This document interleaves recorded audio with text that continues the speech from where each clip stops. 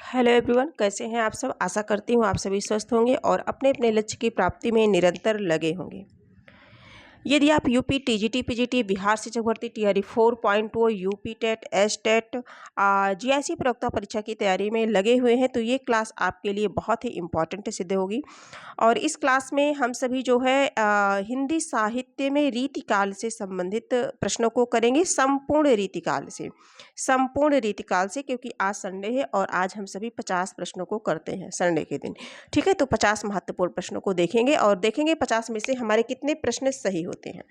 तो ज़्यादा समय ना लेते हुए आगे बढ़ते हैं। प्रश्न संख्या 1 देखते हैं। रीतिकाल का समय किसे माना जाता है।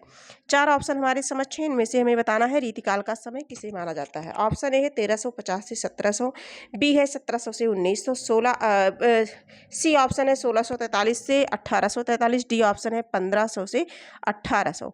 तो इसमें हमें बताना है। तो देखिए, आचार्य रामचंद्र शुक्ल ने 1700 से लेकर के 1900 विक्रमी संवत तक जो है क्या माना है, रीतिकाल का समय माला है। और इसे अगर हम सन में करेंगे, ईस्वी में करेंगे तो हमारा 1643 से 1843 बनेगा। ठीक है, तो इस प्रकार से हमारा जो करेक्ट आंसर होगा इस प्रश्न का सी वाला ऑप्शन होगा।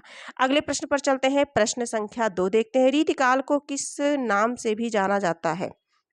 हमारा प्रश्न 2 है, रीतिकाल को किस नाम से भी जाना जाता है, मतलब किस अन्य नाम से जाना जाता है। ऑप्शन है भक्ति काल, बी है श्रृंगार काल, सी है वीर काल, डी है आधुनिक काल। मैं आप सभी को बताना चाहूंगी कि जैसे आधुनिक काल को, जैसे आदिकाल को विभिन्न आचार्यों ने भिन्न भिन्न नाम दिए हैं। आदिकाल को किसी ने आदिकाल कहा है, किसी ने वीरगाथा काल कहा है ना। तो इसी तरह से रीतिकाल को भी विभिन्न आचार्यों ने भिन्न भिन्न नाम दिए हैं। तो जैसे रीतिकाल को पूछा जा रहा है किस अन्य नाम से, चारों ऑप्शन में से हो जाएगा हमारा श्रृंगार काल। ठीक है, और श्रृंगार काल किसने कहा है, तो श्रृंगार काल कहा है विश्वनाथ मिश्र ने, विश्वनाथ मिश्र ने कहा है। और इसी तरह से रीतिकाल को क्या कहा जाता है, और अलंकृत काल कहा जाता है। क्या कहा जाता है, अलंकृत काल कहा जाता है। अलंकृत काल किसने कहा है, मिश्र बंधुओं ने कहा है। और रीतिकाल को एक और नाम से जाना जाता है, कला काल। कला काल किसने कहा है, रमाशंकर शुक्ल रसाल ने। तो इस तरह से रीतिकाल को कई नामों से जाना जाता है और ऑप्शन के अकॉर्डिंग हमारा श्रृंगार काल बी वाला ऑप्शन सही हो जाएगा।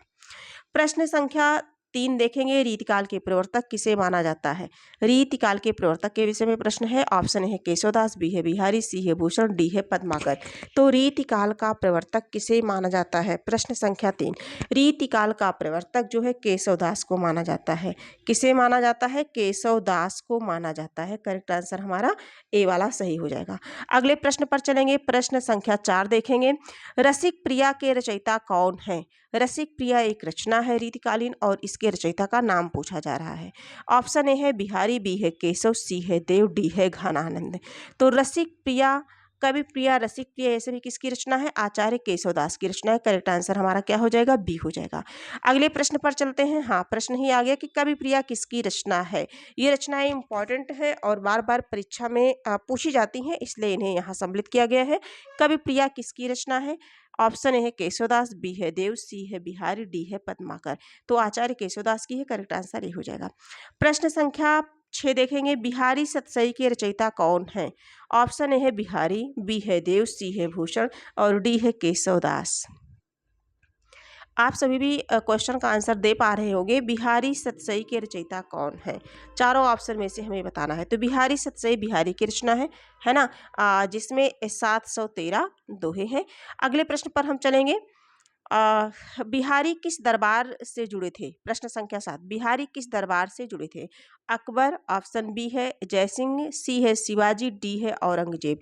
बिहारी किस दरबार से जुड़े थे। प्रश्न संख्या 7, तो बिहारी राजा जयसिंह के दरबार से जुड़े थे। करेक्ट आंसर हमारा बी हो जाएगा। शिवराज भूषण के रचयिता कौन है। प्रश्न संख्या 8, शिवराज भूषण के रचयिता कौन है। ऑप्शन देखेंगे, भूषण, देव, पद्माकर, बिहारी। चारों ऑप्शन हमारे समक्ष है। शिवराज भूषण, तो ये कवि भूषण की रचना है। किसकी रचना है, कवि भूषण हमारे ए ऑप्शन में है। करेक्ट आंसर ए हो जाएगा। आगे हम सभी देखेंगे भूषण किसके दरबारी कवि थे। भूषण किसके दरबारी कवि थे। ऑप्शन ए है शिवाजी, बी है अकबर, सी है जहांगीर और डी है हुमायूं। तो जो भूषण जी थे ये शिवाजी, है ना, शिवाजी के दरबारी कवि थे और शिवाजी की वीरता का इन्होंने खूब बढ़ा चढ़ा के वर्णन किया है। शिवाजी के दरबारी कवि थे।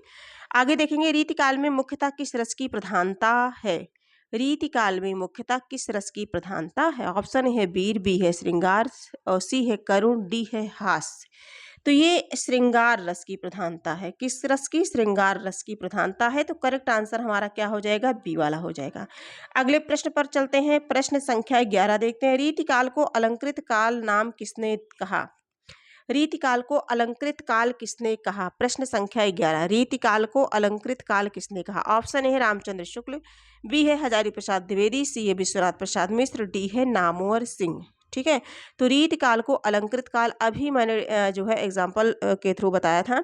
अलंकृत काल किसने कहा? तो जो है मिश्र बंधुओं ने कहा। हाँ, रीतिकाल को अलंकृत काल किसने कहा। तो अलंकृत काल अगर किसी ने कहा है तो मिश्र बंधुओं ने कहा है, मिश्र बंधुओं ने। ठीक है, रीतिकाल को अलंकृत काल किसने कहा है? मिश्र बंधुओं ने कहा है। और हमारे इस ऑप्शन में मिश्र बंधु नहीं है, तो मैं क्षमा चाहूंगी इसके लिए। मिश्र बंधुओं ने कहा है। ठीक है, अगले प्रश्न पर चलते हैं हम सभी।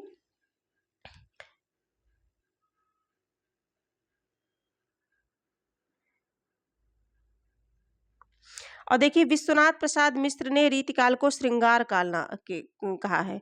ये जो विश्वनाथ प्रसाद मिश्र है, रीतिकाल को क्या कहा है? श्रृंगार काल कहा है, श्रृंगार काल कहा है। अलंकृत काल किसने कहा है? मिश्र बंधुओं ने कहा है। ये क्वेश्चन यहाँ पर हम कंप्लीट करते हैं हम सभी। ठीक है, और ऑप्शन में ना होने के कारण मैं क्षमा प्रार्थी हूँ। ठीक है, अगला देखेंगे प्रश्न संख्या 12, रस विलास के रचयिता कौन है। रस विलास के रचयिता कौन है। ऑप्शन ए है देव, बी है बिहारी, सी है पद्माकर और डी है केशवदास। और कौन सी क्या है प्रश्न हमारा? प्रश्न संख्या 12 है, रस विलास के रचयिता कौन है। रस विलास, तो रस विलास किसकी रचना है? देव की रचना है। देव हमारे किस ऑप्शन में है? ए वाला।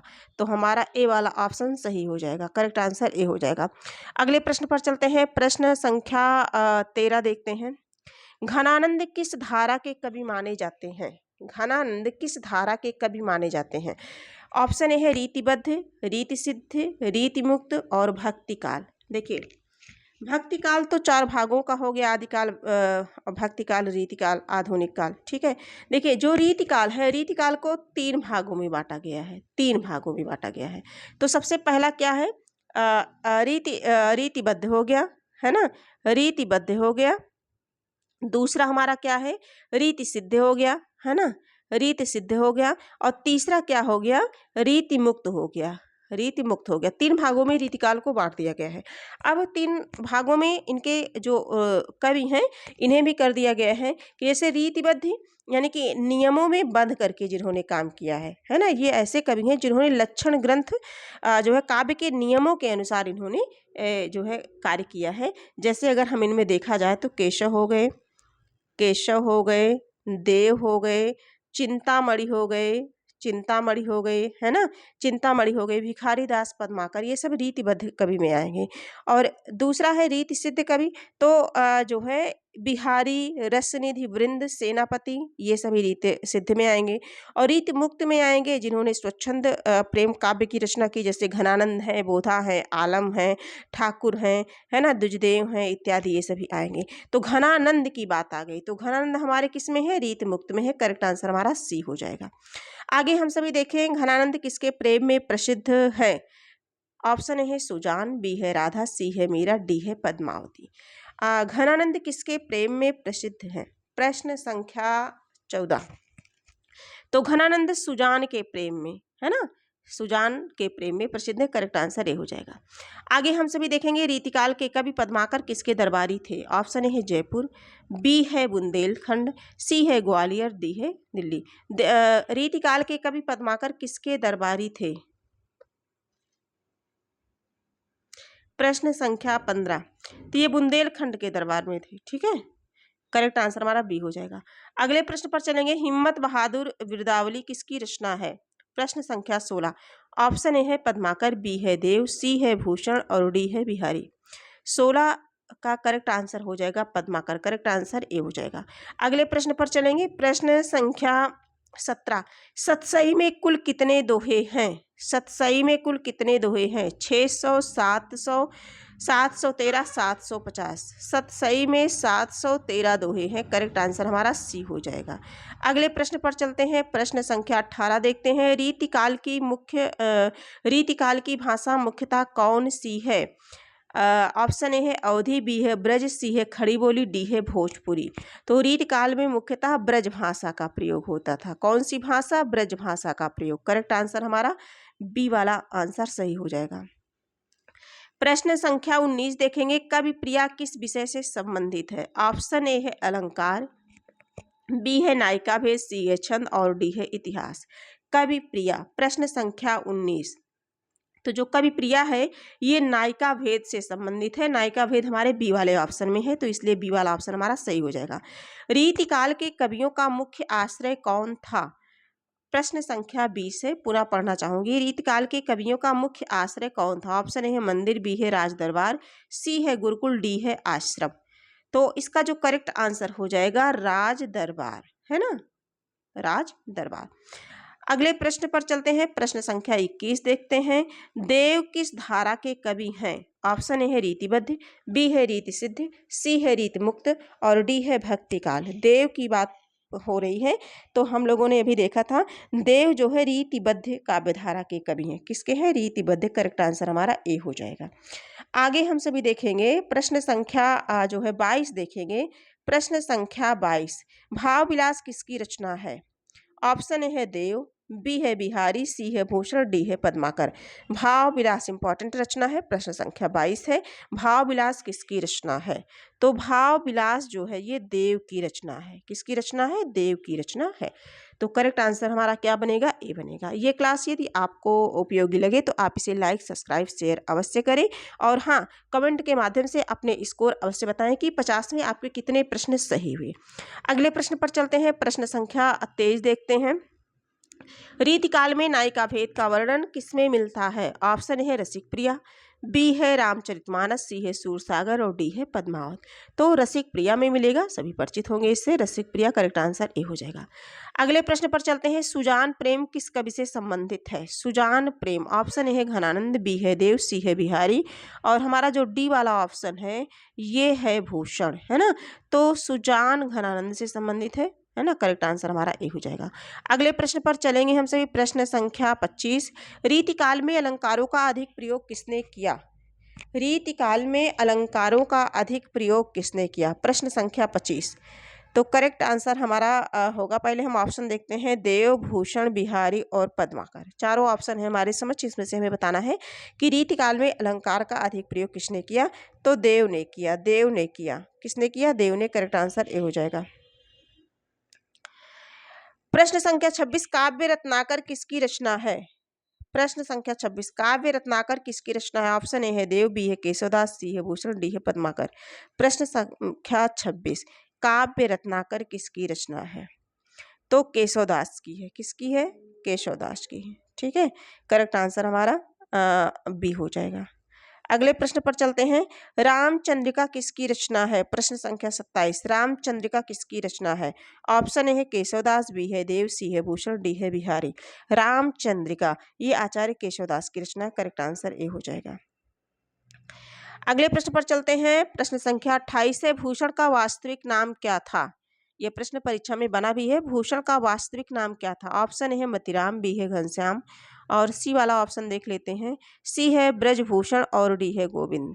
तो भूषण का वास्तविक नाम अगर है तो घनश्याम। क्या नाम था? घनश्याम नाम था। ठीक है, करेक्ट आंसर हमारा बी हो जाएगा। 29 नंबर के प्रश्नों को देखते हैं। प्रश्न संख्या 29, रीतिकाल का अंत कब माना जाता है? रीतिकाल का अंत कब माना जाता है?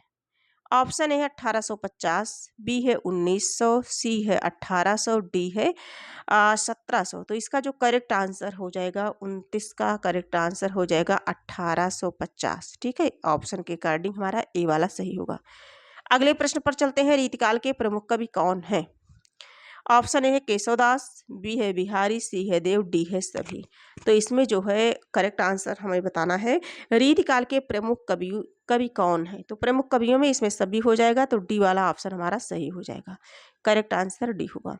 अगले प्रश्न पर चलते हैं। रीतिकाल में काव्य का मुख्य उद्देश्य क्या था? रीतिकाल में भक्ति करना, नीति, श्रृंगार वर्णन, समाज सुधार। रीति काल में जो काव्य था उसका मुख्य उद्देश्य क्या था? तो उसका मुख्य उद्देश्य था श्रृंगार, श्रृंगार वर्णन। क्या था? श्रृंगार वर्णन। ठीक है, करेक्ट आंसर हमारा सी हो जाएगा। अगले प्रश्न पर चलेंगे। रीति सिद्ध कवि कौन है? ऑप्शन है बिहारी, बी है देव, सी है केशव, डी है पद्माकर। रीति सिद्ध कवि कौन है? तो रीति सिद्ध कवि हमारे कौन है? बिहारी जी हैं। बिहारी जी क्या है? रीति सिद्ध कवि हैं। और इसके बाद और कौन है?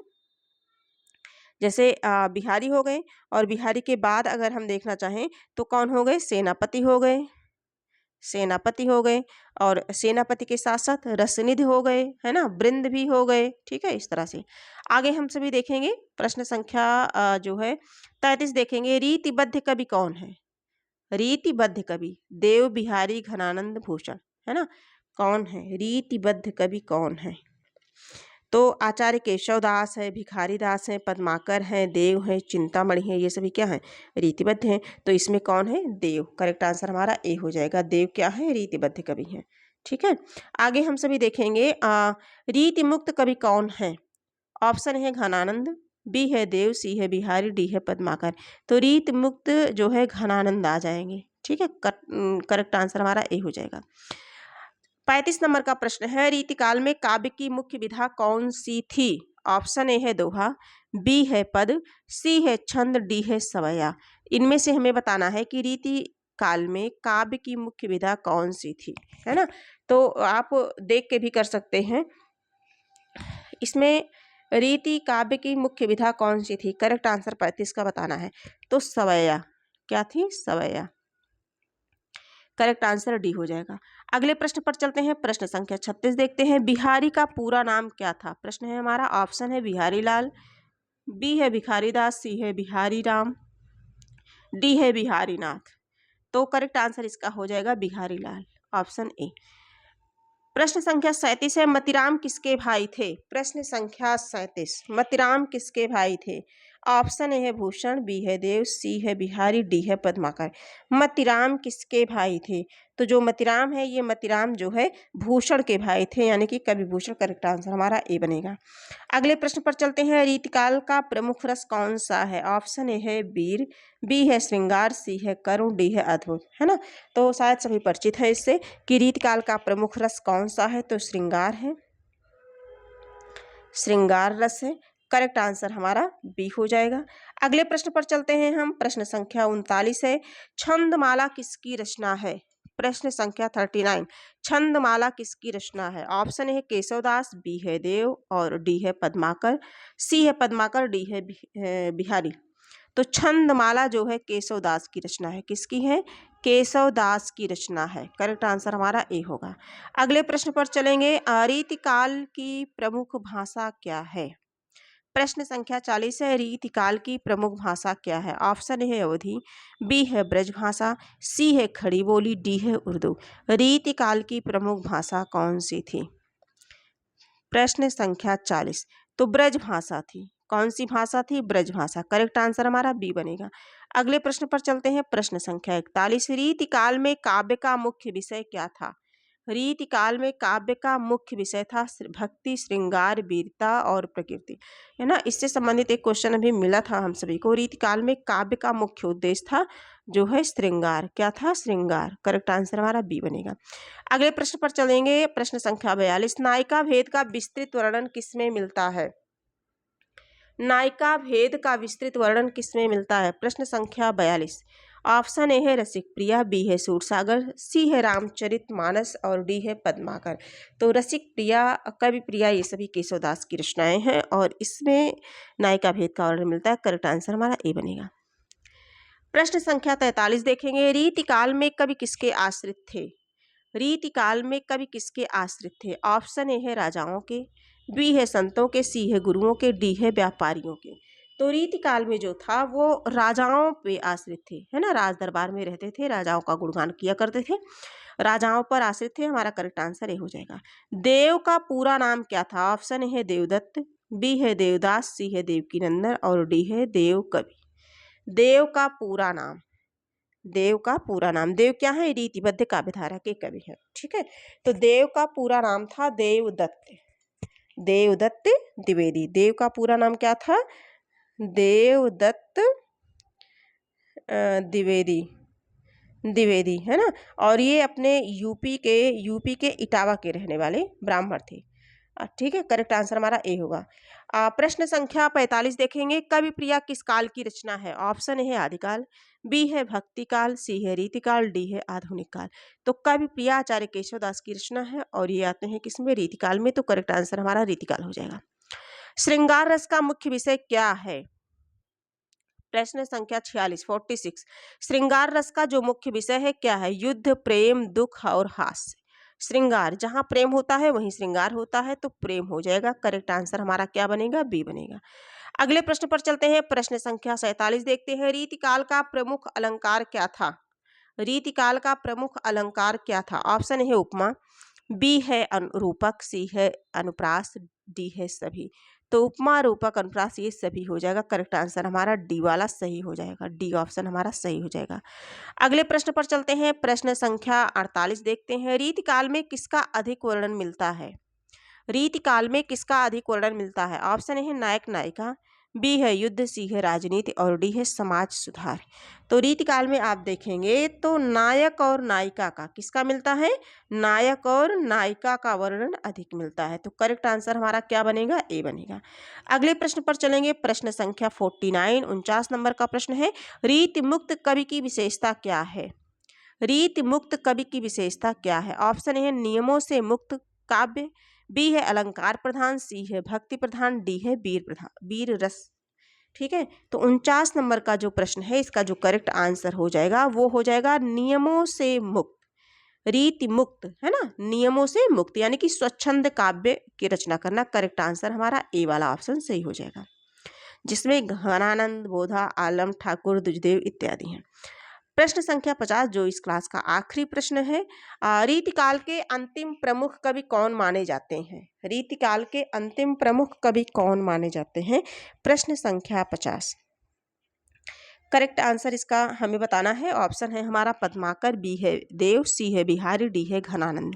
रीतिकाल के अंतिम प्रमुख कवि कौन माने जाते हैं? तो इसमें हो जाएगा पद्माकर। क्या हो जाएगा? पद्माकर हो जाएगा। करेक्ट आंसर हमारा ए होगा। तो आज की क्लास में हम लोगों ने टोटल कितने प्रश्नों को देखा? हम लोगों ने टोटल 50 प्रश्नों को देखा। कम से बहुत कम समय में अधिक से अधिक प्रश्नों को देखा हम लोगों ने, और कुछ महत्वपूर्ण तथ्यों को भी देखा। तो आज की क्लास में 50 प्रश्न हम लोगों ने किया, और आपके 50 में से कितने प्रश्न सही हुए आप कमेंट के माध्यम से जरूर बताइएगा। और हाँ, ये क्लास आपको उपयोगी लगे तो आप लाइक सब्सक्राइब अवश्य करें। हाँ, कुछ मित्रों तक शेयर कर दीजिएगा अपने। इससे क्या होता है कि हमारा आत्मविश्वास बढ़ता है और हम क्लास बनाने के लिए आंतरिक रूप से प्रेरित होते हैं। और इसी तरह से आप लोगों के लिए और अच्छे अच्छे प्रश्नों को मैं लेकर के आप सभी के समक्ष उपस्थित होती रहूँगी। और ये पूरे दावे के साथ मैं कहती हूँ कि ये क्लास आपके चाहे जिस भी परीक्षा हो वो हिंदी से संबंधित हो, अगर उनमें हिंदी विषय से प्रश्न बनते हो तो ये आपके लिए 100% उपयोगी है। तो आज की क्लास यहीं तक, हम फिर मिलेंगे, तब तक के लिए धन्यवाद।